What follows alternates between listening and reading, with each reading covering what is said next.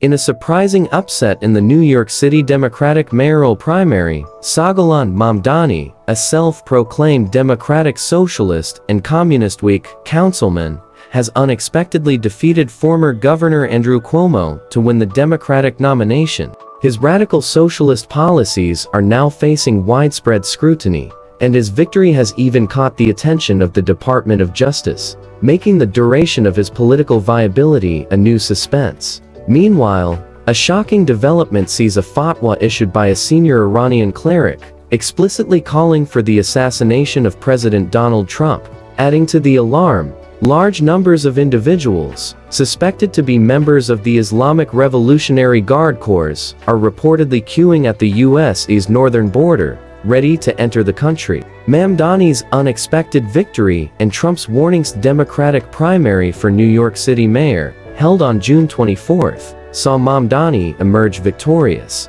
The general election for New York City mayor is set for November. The prospect of the nation's largest city being led by a communist has delighted his supporters, but has shocked his opponents. On June 29th, during an interview with Fox News, Donald Trump expressed his astonishment at New York electing such a person. When host Maria Bartiromo asked Trump for his thoughts on Mamdani, whom she described as a dangerous mayoral candidate, Trump simply stated, "He's a communist. I think that's very bad for New York." Trump further warned that whoever becomes New York City's mayor must abide by regulations, or the federal government would impose economic sanctions on the city, potentially cutting off billions of dollars in federal funding. He declared, "I can tell you, whoever becomes mayor of New York must behave properly, or the federal government will hit them hard economically." In response, Mamdani, during an interview on NBC's Meet the Press, said,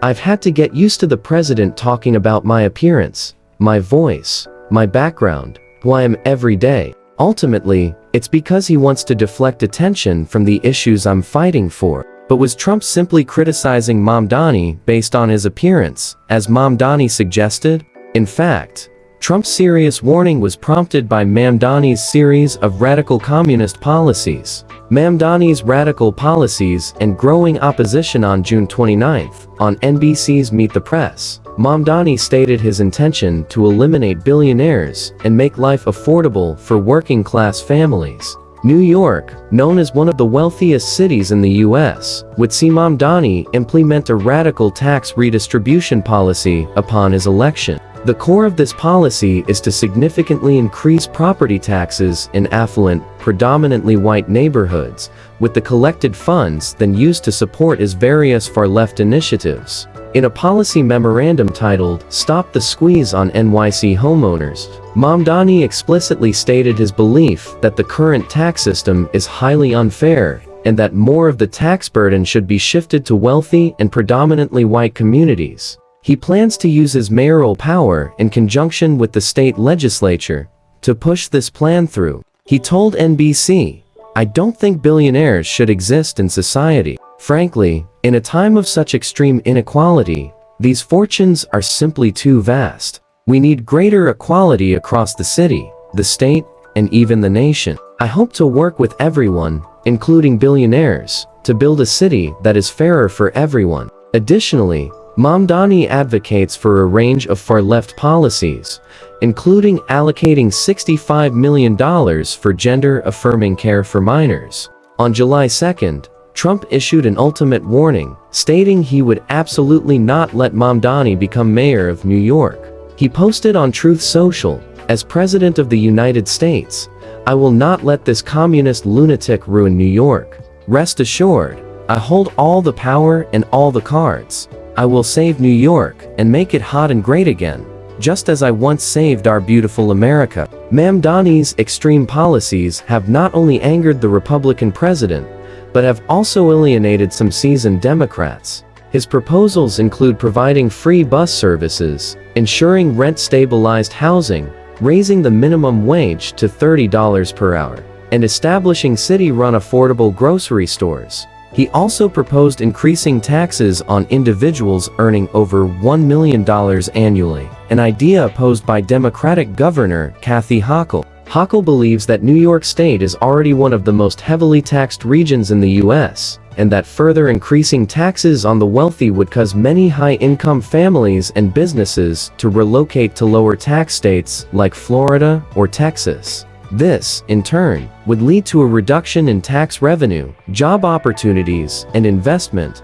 further weakening New York's economic competitiveness. Furthermore, Hochul believes Mamdani's plan would push moderate voters towards the Republican Party, causing the Democratic Party to lose support from middle-class and suburban voters in state and national elections. Moreover, New York State Democratic House Minority Leader Hakeem Jeffries has publicly pressured Mamdani to clarify his use of the phrase, globalized intifada, which carries genocidal connotations. The slogan, globalized intifada, originated from radical factions within the Palestinian support movement, literally meaning, globalize the uprising. Intifada is an Arabic term specifically referring to the two large-scale Palestinian uprisings against Israeli occupation, the first from 1987 to 1993, and the second from 2000 to 2005. However, in the American political context, globalized intifada is often associated with anti-American and anti-imperialist stances that oppose U.S. support for Israel.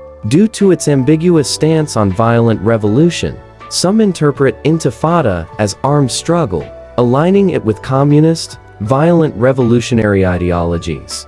On the evening of June 24th, during his primary victory speech, Mamdani stated, "This campaign is about building a city that truly stands up for working families who have been left behind by the global economy. This is a globalized intifada, not out of hate or division, but to take power back from those who profit from the suffering of others."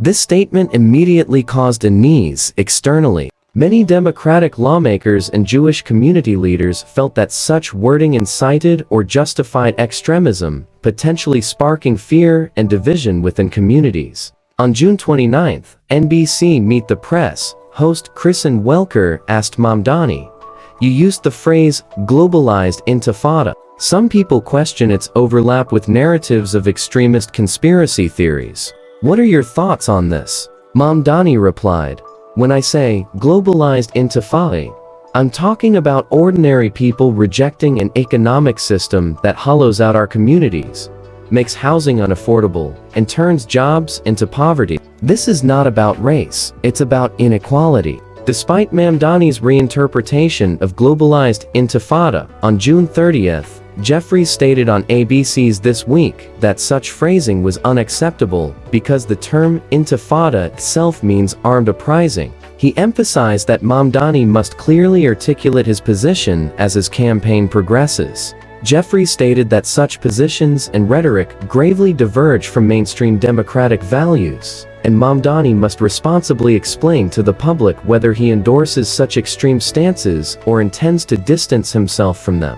This statement from a Democratic leader is seen as an internal Democratic struggle, which will weaken support for the communist candidate among traditional Democratic voters and moderate voters. Simultaneously, Mamdani's excessive rhetoric has also attracted the attention of the Department of Justice, which has indicated that it will consider legal action if Mamdani is elected and attempts to implement these measures. On June 29th, conservative activist Benny Johnson revealed that Assistant Attorney General Harmeet Dillon has publicly warned Mamdani, stating, "Racial discrimination is illegal in the United States. It's that simple." She further stated that Mamdani's openly discriminatory policies violate both federal, constitutional, and statutory law, and likely New York state law. Conservative American writer Karen Lane Bajer also believes that given the Trump administration's past tough stance on Democratic local officials, if Mamdani truly pushes these policies during his term,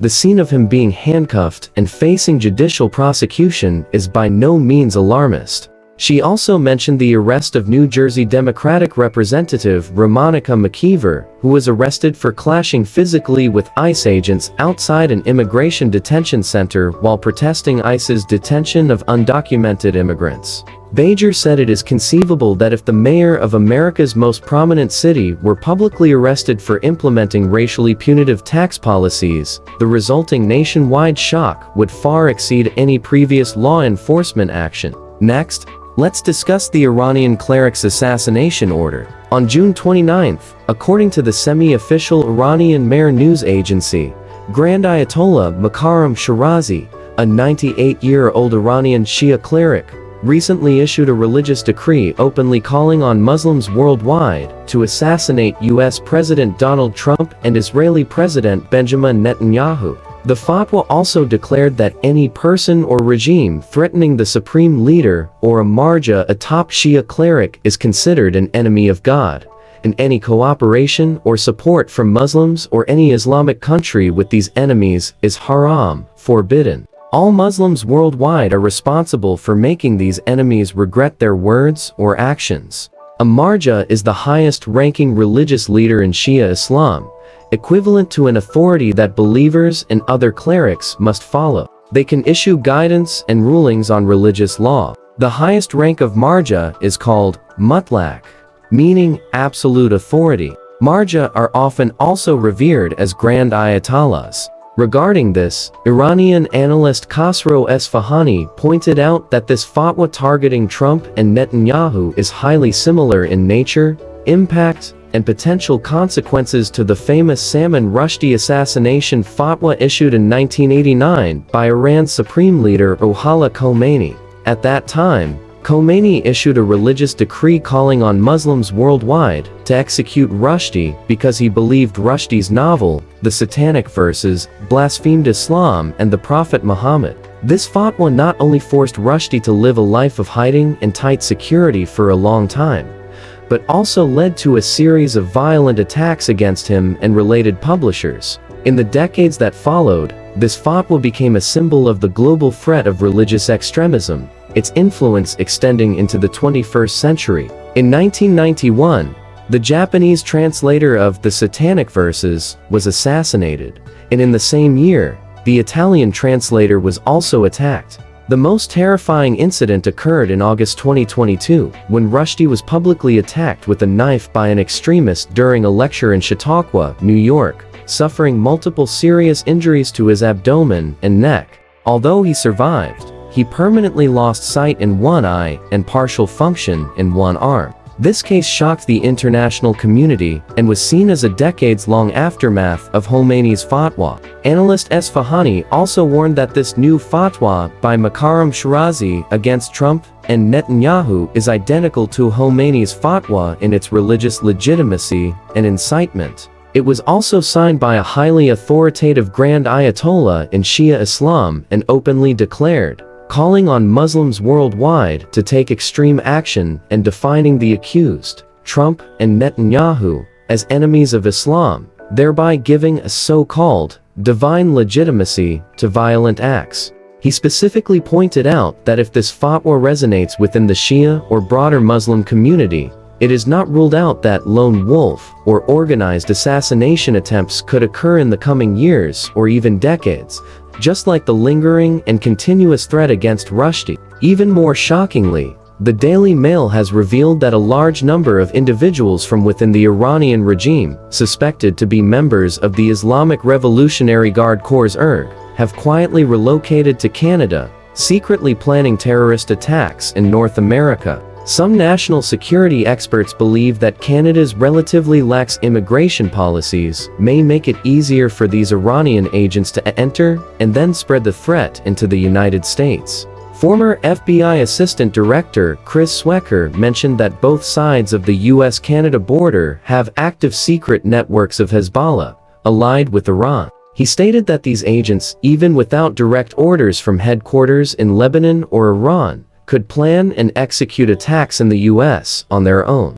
He said, "They are irrational, religious fanatics, and they don't necessarily need the mothership to give orders." Swecker, who previously investigated Hezbollah in North Carolina, found that the organization has fundraisers and agents in Michigan, Kentucky, and Canada. He emphasized that even if there is currently a superficial ceasefire, these lurking extremists could act at any time. Swecker warned, "This is the biggest terrorist threat since 9/11's. In fact, this concern is not unfounded. Since the 1979 Iranian Islamic Revolution, Iran has repeatedly plotted conspiracies in the US. In 2022, 2 Iranian agents were convicted for plotting to assassinate dissident journalist Masih El-Nejad in New York. In November 2023, the U.S. Department of Justice indicted an Iranian citizen and 2 American accomplices, accusing them of conspiring to assassinate President Trump. These operations typically employ Americans who have no direct connection to the target for execution. However, if Iran has already established its own network of agents in North America, they would not need to go through intermediaries and could act directly, which would be far more terrifying. In response, Tricia McLaughlin, Assistant Secretary of the U.S. Department of Homeland Security, stated that the government is fully engaged in identifying and apprehending terrorists and extremists who have infiltrated the U.S. She said, "We will not wait for them to launch an attack. We will actively execute President Trump's order to defend the homeland." Currently, the war in Iran is in a ceasefire after U.S. forces bombed Iranian nuclear facilities, but the threat from Iranian extremists to the U.S. and President Trump has not disappeared. It may have just begun.